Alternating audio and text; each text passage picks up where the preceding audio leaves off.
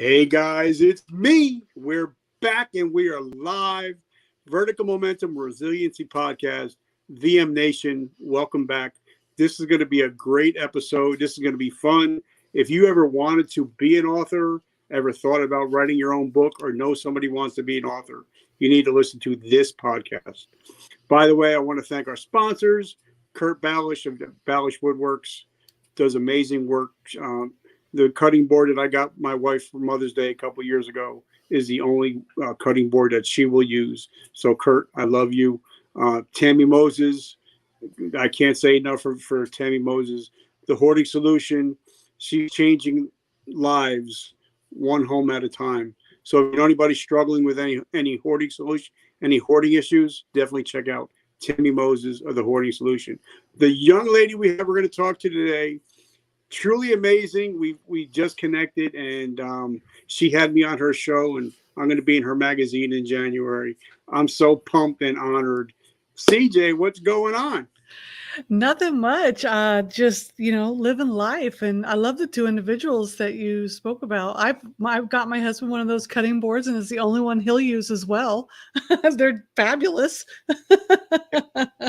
Me and Tammi, if I ever was able to have a sister, she would be the sister I would have. We do a room every week on every Friday on Clubhouse. We do a room together, so you might see us doing that. So how was your weekend? What do you got? What'd you do? I just got back from Houston a couple of hours ago. I was in Houston this weekend with Pulse the magazine. They were having Female Entrepreneur Awards, so I was up there getting an award for Publisher of the Year and Networker of the Year. It was a great, quick trip, but I had a great time talking with some folks, met a lady who wants to tell her story, and I'm super excited because I love when people tell their story, like yourself as well, because what it does is it helps other people know that they're not alone, and that's the most important thing. So wait, you're just like nonchalantly, I won Publisher of the Year and Marketer of the Year. It's like, I do that every Tuesday. Come on, brag yourself a little bit. It's really hard for me because what I do is find ways to lift other people up. So for me, it's always about other people. So a lot of people don't know that in 2019, I moved up to San Antonio, which is 5 hours away from my home, to take a job at a university. And I was by myself. My kids and my husband were here at home. And I was up and I had a little small studio apartment. I sat by myself, drove 40 minutes to work, 40 minutes home. And I sat there for a year by myself. And I would just come home for like a day on the weekends. But in that little apartment for a year, I sat there for that year just asking God, what is my purpose? Like, I don't know what I'm supposed to be doing. I had retired in 2017. I worked at a community college for 2 years, and I sat there and I was like, I'm just so lost. Because after working 2.5 years at that community college, I just didn't know what I was supposed to do. So in that year, I was told my purpose, for lack of better words. And I was told I don't want to say the man upstairs, but I mean, because I don't believe God is a man or a woman. I think that God is actually the source. So I was told that my job is to lift other people up. So when it comes to bragging on myself, it's a little hard for me. I just like to see so many other people win. And we're doing the awards again in February, and we've got some fantastic people that are going to get the awards: Author of the Year, Nonfiction Book of the Year, and Book Cover Designer of the Year in February through Pulse the magazine, and the Authors Porch is sponsoring it. I love it. So now first let's hop back in the Wayback Machine. I want you to go back to where you first came from, where you grew up, and what kind of little girl were you? Oh my goodness. I was a goofy little redheaded freckle-faced girl growing up in the Midwest. I grew up half in Festus, Missouri on a dirt gravel road, and half in Indianapolis, Indiana in Concrete City. So I went back and forth because my parents split when I was a year old, less than a year old, because my dad and my stepmom joked that their first date was on my first birthday. So I went back and forth, and my parents fought a lot. So there was a lot of tumultuous things going on, and yeah, that dirt gravel road I still drive on today to go see my dad and my stepmom. But yeah, Now, go ahead. because I grew up abused household, and my only escape was books. That was my, I would, when my parents would argue, I would go into the bathtub, fill the bathtub halfway full where I couldn't hear anything, get underwater and read an Encyclopedia Britannica. So when your parents were arguing at this point, what was your go-to mechanism, coping mechanism? So my parents didn't argue with each other. Because they never saw each other. We were dropped off at my grandmother's house, and then one parent would leave, and then the other parent would show up. They weren't allowed to be near each other because my mom would threaten everybody's life and stuff like that. So, I mean, it was that. But what they would do was when I was at my dad's house, everyone would talk about my family in Indiana, and I would have to listen, and it just really tore me apart. And then we had there was some physical abuse and stuff. So when I was at my dad's house, we actually would go outside. There was a little pond behind our house and a creek, and we'd go out there and catch tadpoles and pretend we were fishing, and we played in the woods a lot. So I was by myself. Like my go-to, I didn't actually, sorry, my dogs just took off running and they have a lot of toys, but I didn't actually start getting into books until my teenage years, because when I was small, I would just go get lost in the woods behind my dad's house because we lived in the country. So the first 10 years of my life, I was out in the country on this dirt gravel road in the woods, and I would get lost. And then at 10 years old, we were given the option, and we chose to go live with my mom in the city because she was out partying and drinking all the time, and my grandma would let us do whatever we wanted. So we chose to go up there, and that's when I discovered books, because you didn't have creeks and woods. So that's when I picked up books, and Charlotte's Webs and Beverly Cleary's Ramona books and all that other stuff, really. Now we got a lot of people that are watching this: Mark Dudek, Don Berard, Angelo Mercado. Mark Dudek wants to know, was it a creek or a crick? It depends on which day, because I grew up half and half, city and country. So it depends on which day. It's going to be a crick or a creek. Hi, Mark, Mark. I love you, brother. Make sure you share this everywhere because this is going to get fun and interesting. So were you a good student in high school and in grade school? Oh, God, no. I wish I was. I wasn't a good student because I didn't apply myself.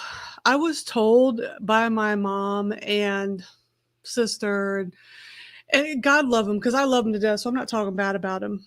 But we didn't know how to talk to each other. But I was told I was stupid, so I believed it. You're a stupid, fat, ugly, redheaded, bitch. That's how everyone talked to everybody in the city, and most everybody was drinking or on drugs. So that was just the lay of the land. So I believed it, and I didn't apply myself, and I slept through most of school. I don't remember most of my senior year. I graduated with a 1.7 GPA, and I just didn't care because, well, nobody I knew graduated high school. So what was the big deal? I was just going to figure life out by the seat of my pants and just go with it. So no, I wish I would have applied myself, but no, I didn't. So you joined the military? That was not my plan. It wasn't my plan. I'm looking back on my life, and I think I accidentally fallen into all the greatest things that ever happened in my life. And I think that was God's plan. In all honesty, I think that it was His plan. Going, you know what? Here, let me just throw you over here before you screw it up royally. Because I can remember when the Gulf War happened in the 90s, and I remember, I remember sitting in my front room. I was a loud mouth, trash talking city kid who didn't know anything other than the square block that I grew up on. And I will be the first to admit that. I wasn't worth the shoes that I wore back then, in all honesty. And when the Gulf War kicked off, I saw the soldiers, and a lot of people got pride and wanted to join the military and all the other stuff. But what I said was, why would they put their lives on the line for half the people out here that would go and rob them in their houses, could care less about them? I would never join the military. And that's what I said. I said I would not join the military because half of all these people on these streets couldn't care less about them anyways. So why go fight for something that nobody cares about? That's what I said. Then fast forward to 1997, 2 years after I graduated high school, and I'm laying on my grandmother's couch. She's in her late 70s, and she's the only one working in the house. The rest of us are lazy bums, pieces of craps. And my ashtray is full because I was smoking 2 packs of cigarettes a day, Coke cans all over the place. And I asked my grandma to empty my ashtray so I'd quit getting ashes all over the floor. And my uncle was staying with us at the time because he was going through a divorce. And he says, why don't you get off your lazy behind and do it yourself? I said, hold on a minute. Aren't you living with your mom? Who do you have to talk? I'm only 19. I've got my whole life ahead of me. He said, the only thing you have ahead of you is to be, excuse my language. Do you mind if I say the word? No, this Okay. This is our house. So Okay. we can talk about whatever we want. I just want to make sure. He said, the only thing you have ahead of you is to be a crack whore just like your sister. That was all it took. Because I knew in my heart that I wanted more. I was just lost. So I stood up and I got very close to his face. Not too close because my uncle's wiry. He's a natural redhead like me. And I says, I've got more in me than you'll ever have, and I'm going to make something out of my life. You just wait. And I left that day. And it was a couple weeks later, and there was a flyer in the mail for the Air Force. I had no desire, but just something inside of me, I just felt like I had to try it. And 6 months later, I was gone. Nobody thought I would go. My friends laughed at me. They did the fake salute. They was like, yes, sir. Yes, ma'am. Ha, ha, ha. You're never going to do it. You're not going to make it. You can't even run up the stairs. You're lazy. Here I am 20 something years later talking about it. So yeah, I made it. So now talk to us about the first time walking into a recruiter station. So my stepfather, God rest his soul, he was really the catalyst that helped me stick with the decision to go.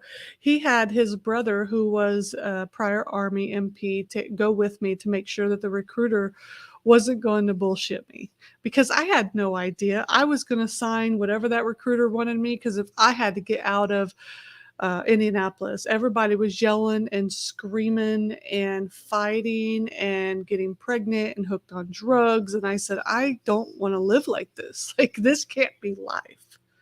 Like, this can't be it. So I walked in there and we're listening to the recruiter, and I was like, yeah, okay. I wasn't really paying attention, honestly. I wasn't impressed. I just wanted to get the hell out of there. We left, and my uncle Larry actually says, hell, I want to sign up. He was too old to sign up. Honestly, I wasn't impressed until I got off the bus at Lackland Air Force Base at 4:00 in the morning in January 8th, 1997, and we were walking into that first in-processing building. That's when it finally hit me. Before all that, I was like, whatever, no big deal. Yeah, I'm getting out of here. I just thought I was just leaving, no big deal. But when it was crisp and everyone was yelling for us to get inside and sit down to in-process, I was like, oh, Jesus. Like, now, did you take to the military initially? Because I grew up having a wise mouth, so I did a lot of push-ups. I got smoked a lot for my mouth. How did you do? Mine wasn't my mouth. It was my eyes rolling. And I didn't even realize that I was rolling my eyes. So in the Air Force, they have the 341s, which is you get so many of them pulled, you could get recycled back and have to do extra time in basic training. It was every single time an instructor was around, Ives 341, you sure do like those eyes rolling, don't you? I was like, ooh. I mean, and I didn't know I was rolling my eyes. I thought I was looking straight ahead. I got in fights with the other girls in the dorms because they just thought that they could talk to you any way they wanted. And I was like, hold on a minute. Like, no. Like they wanted to go take showers for 30 minutes. They would go in there and then they would call out to everyone else when they could come in for their 2-minute showers. And I said, hold on a minute. You're not going to stand in here for the shower for 30 minutes while everyone's taking 2-minute showers. You need to buck up and do what everyone else is doing. So yeah, I had a really hard time. And then I had a friend write me from jail to basic training. Why my mom or somebody gave him the address, I don't know. So yeah, it was kind of rough. I don't think until about 5 years in that I settled down with my mouth. Yeah. So, how many years did you do total? 20 years, 2 months, and 23 days. But who's counting, right? So now, were you deployed anywhere at this time? In this time? Yeah. I deployed to Afghanistan in 2000. It was January 4th, 2006. We were there for 202, either 202 or 222 days. I can't remember. That was my first deployment. Then I was in Kosovo, Kuwait, Oman, and Bulgaria. Is that 5? Yeah. I was at 5 different locations. Yeah. So, okay, now you hit your 20-year mark. What was your decision to, because, everybody, when they get their 20-year letter, they can either decide to get out, stay in. What was your mindset? My mind was still 100% ready. My mind was there. I wanted to stay. I grew up in the Air Force, I mean, I was still a loudmouth brat before the Air Force raised me. And I loved it. I loved everything about it. But it was time for me to go. My body was breaking down. I could no longer do every component of the physical fitness. And I had told myself that I didn't want to be a crusty master sergeant that all the kids looked at and was like, oh, well, that old master sergeant can't do it. How are they going to lead me in a firefight? And I said, I got to go because this isn't what we're supposed to be teaching these young kids. If I'm supposed to go down range, I'm supposed to be the one in the front. I'm not supposed to be, oh, you go do this, you go do that. So physically, I couldn't hold up my end of the bargain. So it was time for me to go. Now, were you married at this time? Yes. Yeah. That was another deciding fact because I could have worked with the doctors to try to find ways to rehabilitate enough to do what I needed to do. But we were in Germany and we made the decision. We had 2.5 years left, and we made the decision that it was going to be my son's junior and senior year, and I wanted him to have 2 years at the same high school. So we had 9 months left in Germany, and my husband and my son moved back to where we were going to be, retiring at, and they got the house ready, and my son came to high school here, and me and my daughter PCS to our last duty station and stayed there for a year. So we had the last year and 9 months that we were not together. It was me and my daughter, and my husband and my son were in a separate location, just getting the foundation ready for retirement. Okay, now this is going to be a little bit personal, but That's okay. Because I just have to know, you were deployed 5 different areas. Mm-hmm. Did you ever notice anything was off mentally, or did you make it out okay with no issue? I thought I was fine. I thought that I was retiring. I was perfectly good. It was what it was. And then I went to work at my civilian job and realized, nope, Everything isn't fine. Because in the beginning it was great. I was having a great time. I was actually losing weight. I was like, hey, I guess because I'm not stressed, I can lose weight finally without even having to try. Everything's great. And then it was like this brick wall out of nowhere hit me, and I didn't know how to deal with it. I just felt lost. I went into meetings, and you sit in the back of the room and you're told to be quiet. Your opinion doesn't matter. And you're like, but everything you're saying I could solve in 5 seconds because it makes sense to you. That, and you just don't have, everyone goes home at 5 and nobody comes in on Monday and talks about their weekend. And you just don't have anyone to talk to. My husband's prior Army, so I could come home and talk to him. And then it was, so I retired. I went on terminal leave in January. I left on a Thursday and I started my work week on that Monday at my civilian job. So I was right away, I was like, yep, I'm fine, I'm good. And then spring break hit in March. And I guess that's when it hit me, because my father-in-law, my husband, and a family friend was making an enclosed, oops, sorry, I just hit my computer desk. They were making an enclosed back porch for me because the mosquitoes in South Texas will suck your blood dry like vampires. So I needed an enclosed back porch. And I laid down and I was like, oh, I'm just going to take a nap. And I think the rest of the week I laid there while they were working outside. And I just felt like, this is life? Like, really? Like, they didn't want me to help them working outside because it was what guys did. And then I didn't have anyone from work that was on spring break. And I just, the kids were hanging out with their friends. And I just felt like I was lost.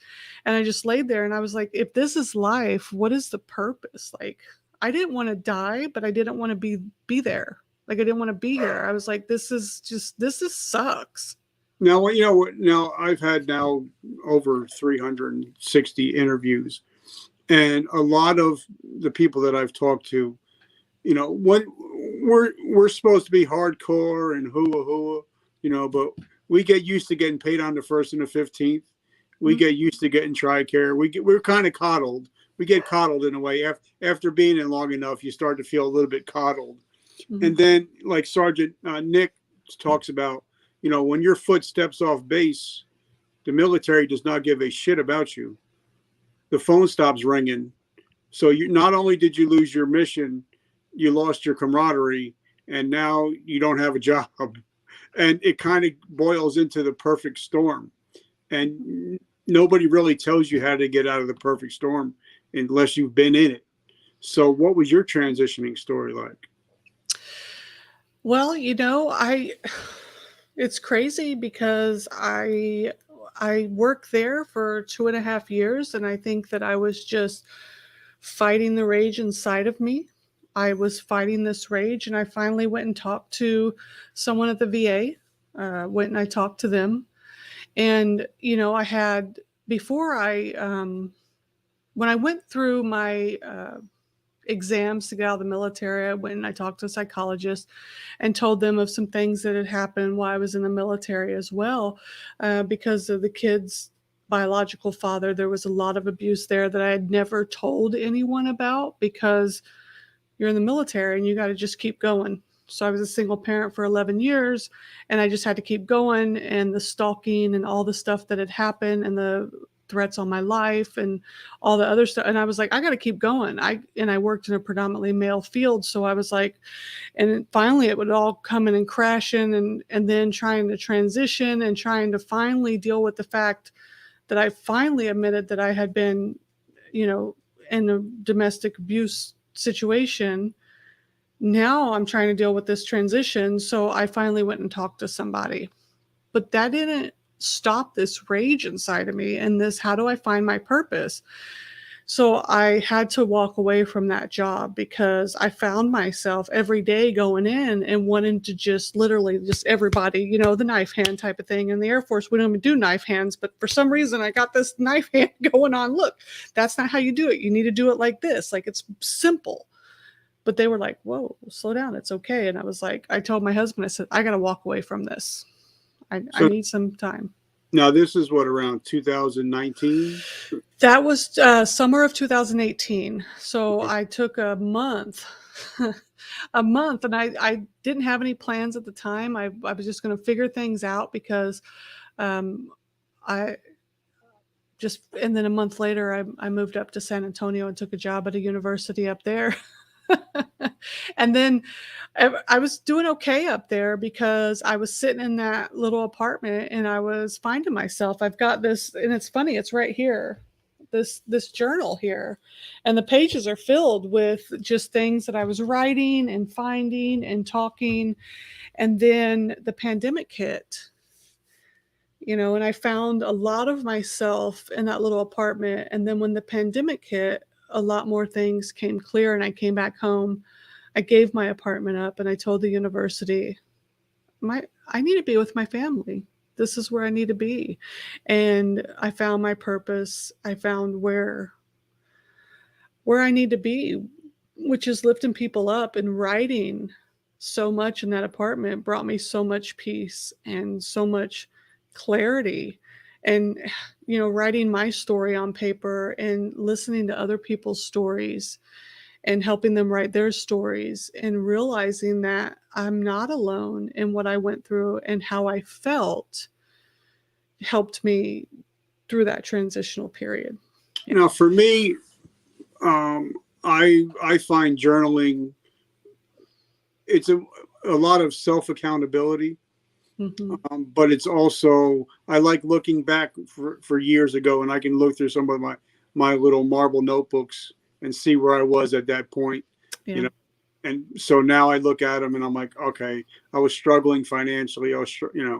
But now as I'm journaling now I have a little bit of my sight back.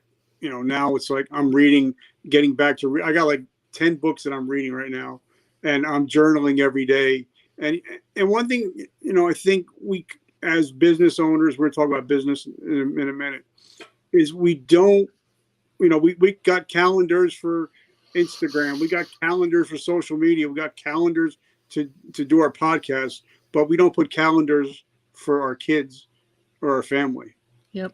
And I think that's so important. If you guys are watching, I'm working on building a better relationship with my daughter. So I'm actually, in my calendar, I'm blocking off time. It says Linda. So that's her time for her day. So talk to us a little bit about, getting back to being you, finally being you, and then journaling and then starting your writing. Yeah. One of the things that I know how I was go, go, go all the time, and I wasn't making that time. And when the pandemic happened, I was forced to make that time, like you said, for family. And I realized that I'm not a person who wants to be 24/7, go, go, go. I'm not an aggressive person.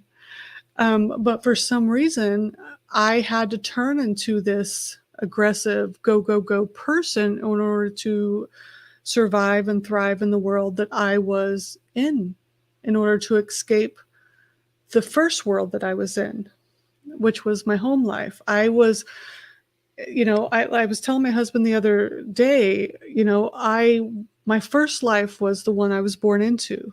The second life was the one that I had to escape into, which was my military life. And I am forever thankful for that. And now I'm in the life that I was chosen for me, which I was meant to be in. And I feel at peace with that because I wake up every day and I'm calm and I'm at peace, and I don't feel that I have to prove to everybody who I am. I have to show everyone my credentials. Well, look at me. I don't feel that I have to do that. Whereas all the other ones, I always had to feel that I had to show up. I had to, I had to just be on point 24/7. Whereas now I just feel that I'm there. And it's a wonderful feeling, and I have time for my family. I sit, I'm working from home, so I have lunch with my husband, I have dinner with my husband, my kids are away at college, but when they come home, my calendar says booked for all of those holidays. because I'm with them. And I don't have appointments during that time, specifically because we only get one shot at this thing called life. I call it life sentence. Annette Whittenberger calls it a wild ride called life. And I think that those are two fantastic ways to look at it. And if we're lucky, we get 100 years. And I want to take every moment that I get and make time for everything that I want to do. And my children, I want them to have good memories of me because I've had heart-to-hearts with them about our life, because for 11 years it was just me and those kids, us against the world, and me running through LAX airport trying to get an international flight while they're asleep at 3:00 in the morning on luggage on a luggage cart on top of luggage, and I'm holding two toddlers running through the airport trying to catch that flight. I mean, that was our life. And when I deployed, they were staying with grandparents because I married my husband the last 5 years of our military career. So we had a heart to heart, and they said, Mom, you were so busy with so many things. We just knew to basically stay out of the way and be there for you when you needed us. And that shocked me. I thought, wow. So they raised me. Children can be resilient in a lot of ways. Yeah. But I think eventually, like for me, my daughter's 9. It's kind of like, all right, I need to build a relationship with her now before she starts getting older and looking for other people to fill my void. Yeah.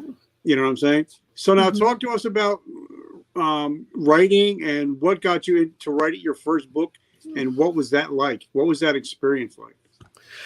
So back in middle school, I had a teacher give us an assignment, and I know a lot of people have the same type of story, but in middle school, there was an assignment to write a short story. So I wrote a scary one. I liked spooky stories back then.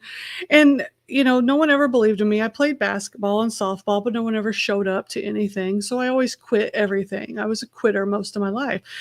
But when my teacher said, hey, this is good, you should really write more, I was like, oh, I should do that. So my whole life I wanted to write, but I wrote little poems here and there, or had little stories in my brain, and I would always go down on a rabbit hole in my daydreams, but I could never do it. And I had told my husband, I said, I'm going to write a story one day. And he always said, you should do it. You should do it. But I never thought about it. And when I was working at the small community college here, one of the gentlemen in marketing told me about podcasts. I didn't even know about podcasts. I was 39 years old. I didn't even know about podcasts. So I started looking up different podcasts, and I found Author Like a Boss by Ella Barnard. And I started listening to it. And on that podcast, she had a bunch of different indie authors, which is, the authors that publish their own books. And basically told me that I could publish my own book. I'm like, what? You don't have to go through the whole manuscript and years of, no, you could just publish your own book, write it, publish it, design it. And I was like, oh, I could be an author. Oh my God, I could be an author. You mean I can finally live my dream? But then I was still scared. And then Russell Nolte, which every time anyone asks me how I became an author, I mention Russell Nolte. He probably thinks I'm a stalker, but I'm not. But he is one of those authors that is just very, very honest, very, very honest. And he said in the podcast, he was being interviewed, and there was a statement. He says, look, my whole theory is you're going to suck until you don't. So just do it. And it was something, I was pulling into my driveway at the moment when that happened, and it just hit me. I was like, what the hell am I waiting for? I walked in, I told my husband, I said, I'm going to write that damn book. I'm just going to do it. So I wrote the book that we had talked about, which is my signature series, Roscoe and Charlie Travels. And it's a children's series about two dogs, our dogs, that travel around the world, which is our travels. The R and the C for Roscoe and Charlie is Rudy and Chrissy, me and my husband. So it's just like a different type of military story. It's a children's book, and it's about the adventures that the dogs go on. And I drew every picture. I designed the cover. I wrote it. I formatted it. I did everything on my own. And I published it. And I published it on my 40th birthday. And I will tell you that if you ever see the original, I have it over there, but I didn't think about to bring it over here. It is the most horrible book you will ever read, but I love it more than anything, any of my other books, because it was my first. I mean, the grammar is horrible. The drawings look like a 5-year-old, not a 40-year-old woman. It's formatted terribly, but it was my first, and it told me that if you want it, you can do it. You just got to go for it. So yeah, I went for it, and I ain't stopped. Because just thinking about talking about the editing and the format, like my book, it just it hit #1 again today for the second time. Congratulations, that's awesome. In substance abuse, and yeah, I read it last week, and I'm like, man, it sounds like a retard wrote it, because I actually wrote it, and I kept a lot of the grammar because I wanted, sometimes you get a book and it doesn't sound like that person that wrote that book. Like I had Steve Sims on, Mr. Steve Sims, and he wrote a book, but it was ghostwritten, and his wife read it, and she's like, "You can't put this out. It's shit." And he's like, "What do you mean?" He's like, "It doesn't sound like you. It doesn't sound like you're talking to the people." So he had to scrap it all, and then he wrote it himself. But I think it's, I look at the book and I'm like, that's my first book, but it is my first love, and it's amazing. The feeling of writing a book was very scary for me, but it was very cathartic at the same time. Mm-hmm. But now we're going to be working on the resiliency book coming up in January. That's going to be fun. But now for myself, I have that imposter syndrome. Be like, wait a minute, who are you to write a second book? You know what I mean? You're the comeback coach. You're coming back with the second book. Yeah. Talk to us. How many books have you written, and how do you help other people? Yeah. So I just, in November 1st, just published number 21.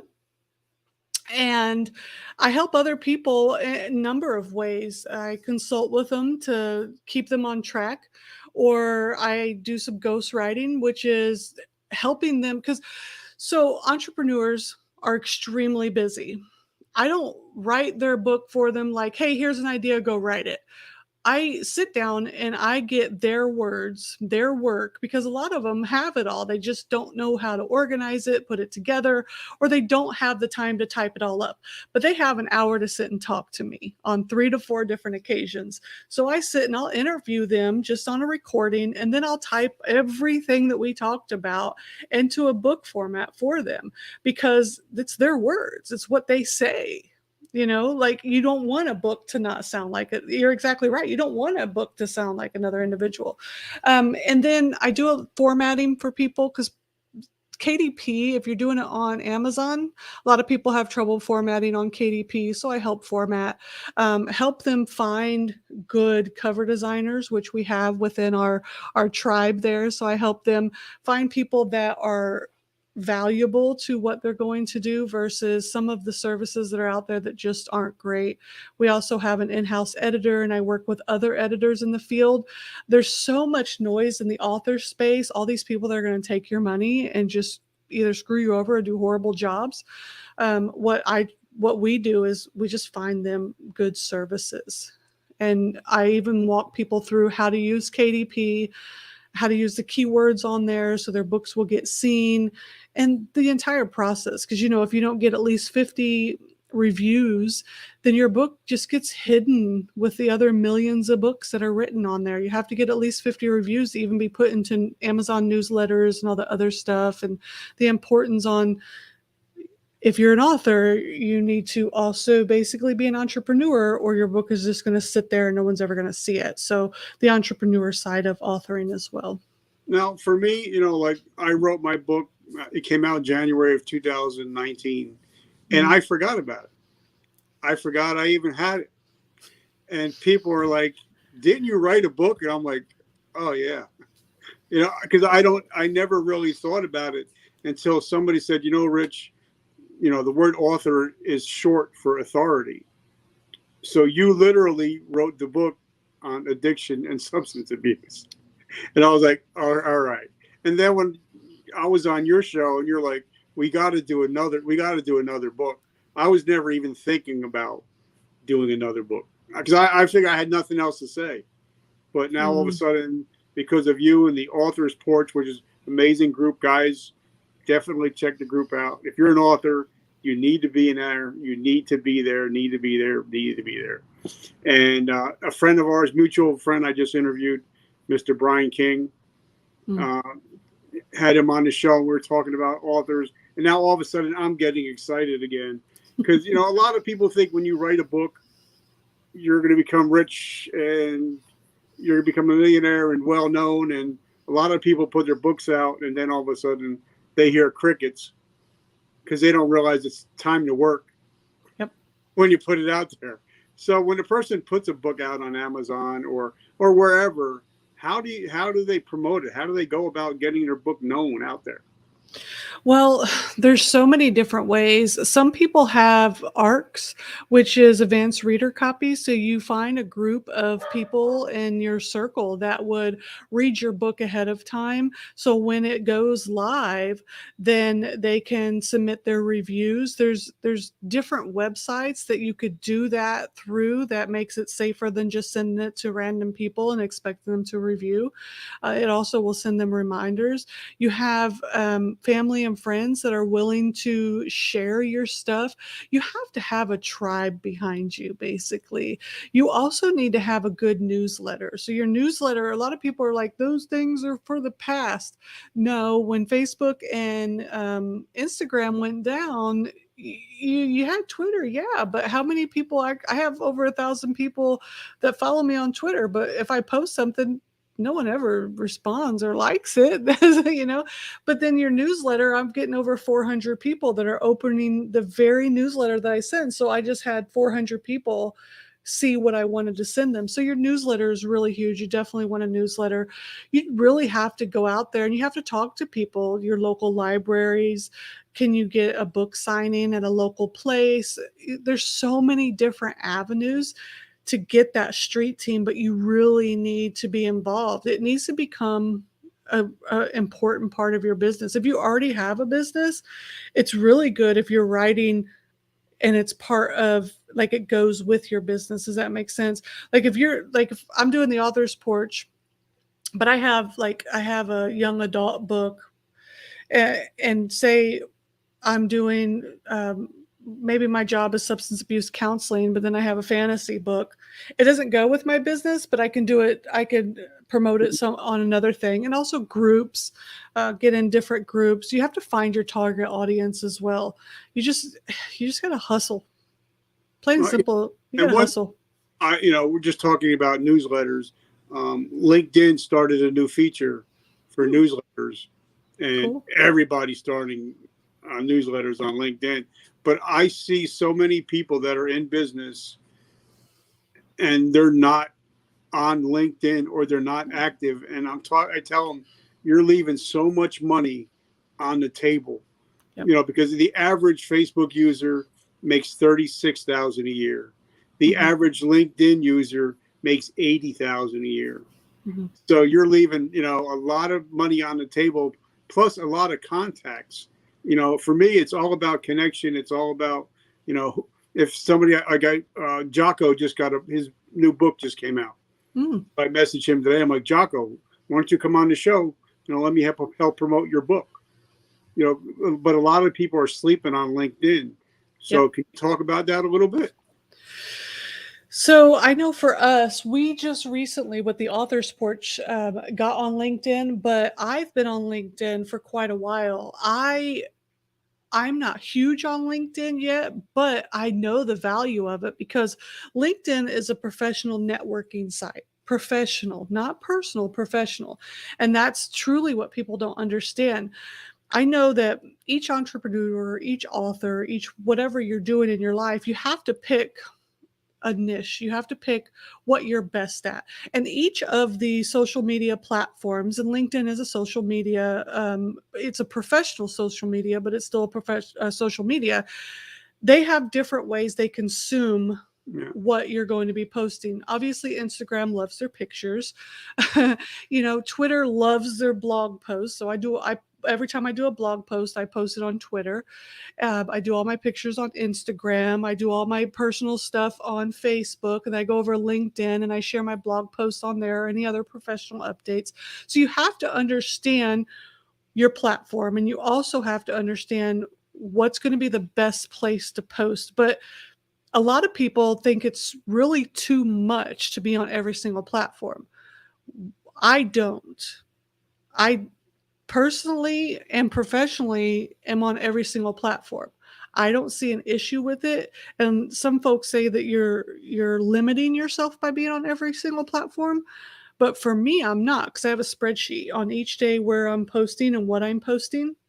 So I go off of my spreadsheet, and I think it's important that you find where your audience is based off of what you're doing.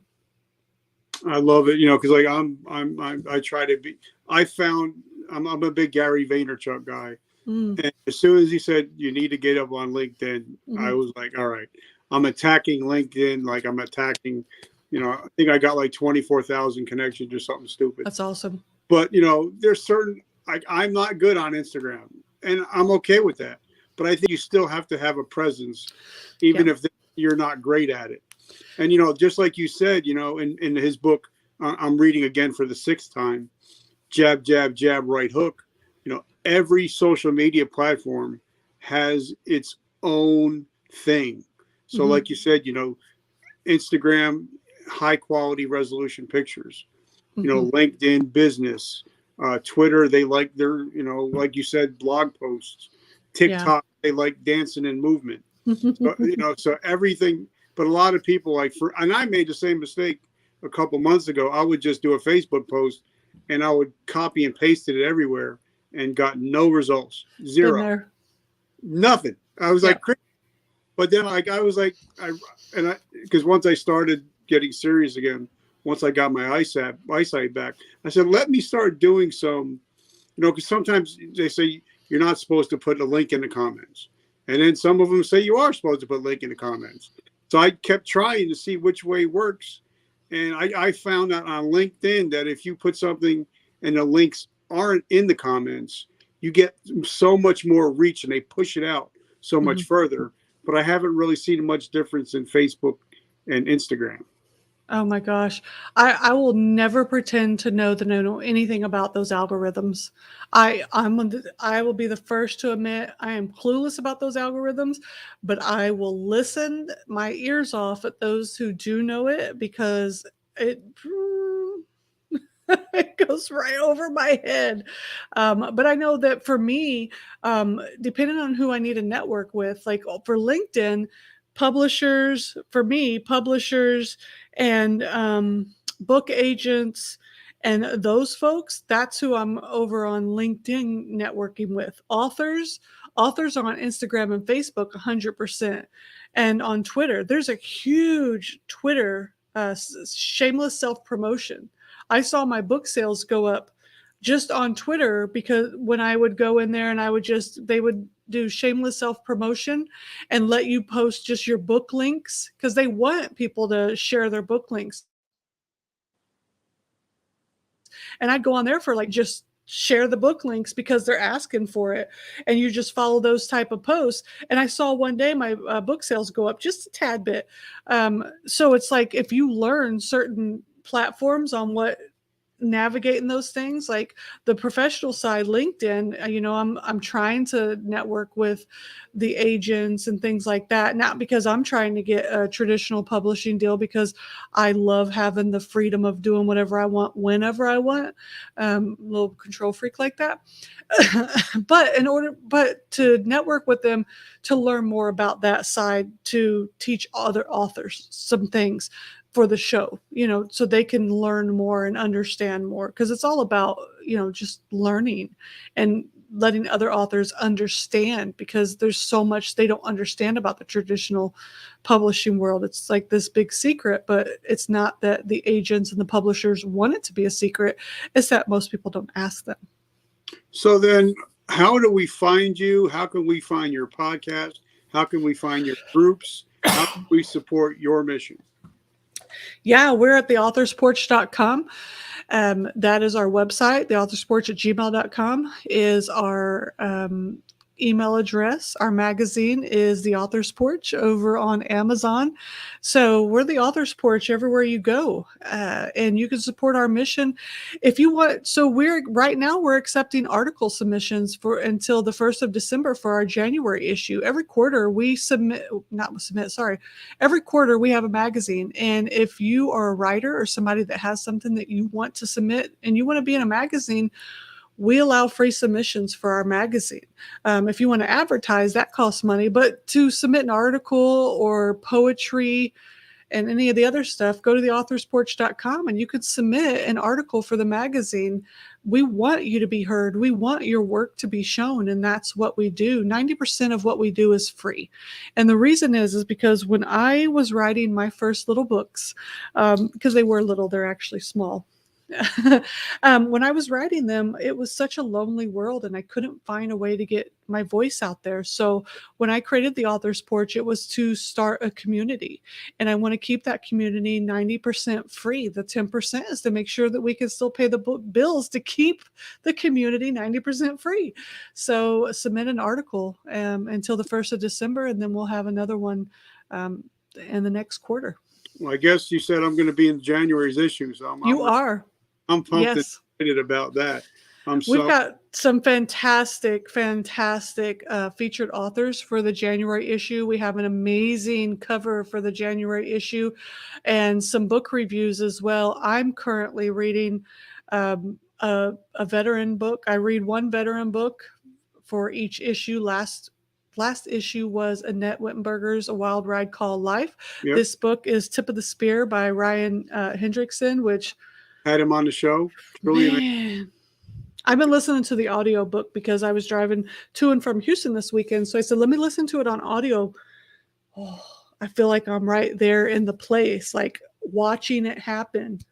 And guys, if you're watching this on a replay, for the next 3 days, my book is free on Amazon Kindle. So make sure you pick up a copy, give a copy, share a copy. It may save somebody's life. So last question I have, we live in a crazy world. We still live in a COVID world. Got a lot of parents driving Uber, DoorDash just to put food in the kids' mouths. So if I ask the average American to do something in 7 days, they're pretty much never going to get to it. But if I ask somebody that's listening now or on the replay to make a choice in the next 24 hours, they're more likely. So if somebody's out there is on the fence, hemming, hawing, maybe I should write the book, maybe I shouldn't write the book, what can they do in the next 24 hours to start to put some foot to ass and start to get some work done? Think about the person that is sitting there going through what you have been through and how your words could save their life. Basically, because I know I've read Richard's book and I know that his mission and what he does has saved lives. And if his book wasn't out there, and I talk about his book because I've read it and I know how powerful it is. Had he not wrote that book, imagine how many people may not be here right now. There's so many books out there. But that doesn't mean that your story isn't original. So think about somebody's life that you could be saving. I think that's really important. Your voice needs to be heard. Your story is powerful. I love it. So guys, if you're listening, Mark Dudek, I love you, brother. So guys, just make sure you check out the Authors Porch. Amazing podcast, amazing group. I'm truly humbled and grateful to be part of that group. I want to thank Tammi Moses. I want to thank Kurt Ballash. Without you, I wouldn't be the guy that I am, because it's all because of you and Dudek and Daniel Curry and those my amigos. Guys, if you like what you're hearing, please leave us a comment, a review. We do everything for free. We don't get paid for this. So like Gary says, if you want to pay us, just leave a review. And thank you. And CJ, thank you so much. I'm so grateful that you get and hang out with us. And I really appreciate everything that you're doing to help get their stories out there. Thank you so much for having me, Richard. And it's a blessing to know you and to know everything that you're doing for so many people. Thank you so much. All right, guys, remember vertical momentum. The only way to go is but.